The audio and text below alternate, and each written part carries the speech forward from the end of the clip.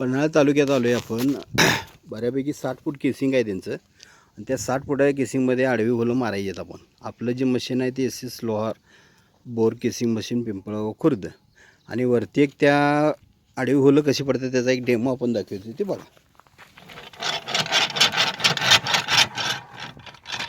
आता लाईव्ह बघा त्याचा आवाज. आपण जे काम केलं त्यातून आता डायरेक्ट पाण्याचा आवाज येतो बघा. आवाज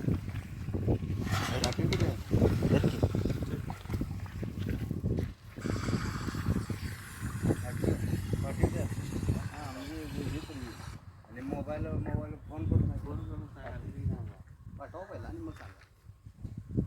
कडव्या म्हणा बकरं काप म्हणा.